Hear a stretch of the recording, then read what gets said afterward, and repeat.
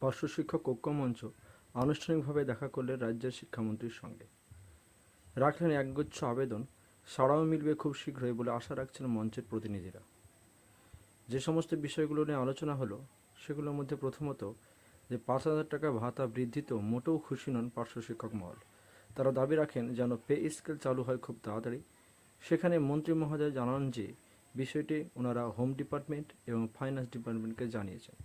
সেখান থেকে সদুত্তর পেলে পারে খুব শীঘ্রই পে স্কেল চালু হতে চলেছে। পরবর্তীতে মঞ্চের পক্ষ থেকে আরও দাবি রাখেন যে ফিমেল যে সমস্ত পার্শ্ব শিক্ষক মহিলা আছেন তাদের ট্রান্সফার বিষয়ে এবং সে সমস্ত ফিমেল ক্যান্ডিডেটদের তালিকা তৈরি করে চেয়েছেন। তৃতীয়ত যে চাইল্ড কেয়ার লিভ অর্থাৎ সিসিএল এর কথা মঞ্চের পক্ষ থেকে দাবি রাখা হয়। এ বিষয়ে খুবই দ্রুত সিদ্ধান্ত নেওয়া হবে বলে তারা আশা রাখছেন। চতুর্থত যে 5,000 টাকা বৃদ্ধি হয়েছে সে জিও পাবলিশ যেন খুব শীঘ্রই হয়, সঙ্গে সঙ্গে এমএল চালু হওয়া নিয়েও জানান। পঞ্চম বিষয় যেটা ছিল সেটা হচ্ছে স্থায়ীকরণ নিয়ে। সেই বিষয়ে মঞ্চ খুব আশাবাদী। সেই সঙ্গে মন্ত্রীবর্গ এ বিষয়ে ফাইন্যান্স ডিপার্টমেন্টকে কথা বলেছেন এবং পরবর্তী বাজেট বা তার আগেও হয়তো চালু হয়ে যেতে পারে।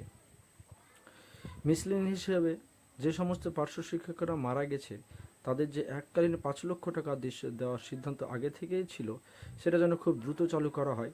সঙ্গে সঙ্গে বিভিন্ন রাজ্যের বেতন কাঠামো এবং আমাদের রাজ্যের বেতন কাঠামোর যে আকাশ পাতাল পার্থক্য সে বিষয়ে আলোচনা হয় এবং পার্শ্ববর্তী যে সমস্ত রাজ্যে পার্শ্ব শিক্ষকদের বেতন যেমন আছে সেরকমভাবে চালু করার ব্যবস্থা যেন করা হয় সেই বিষয়ে দাবি রাখেন।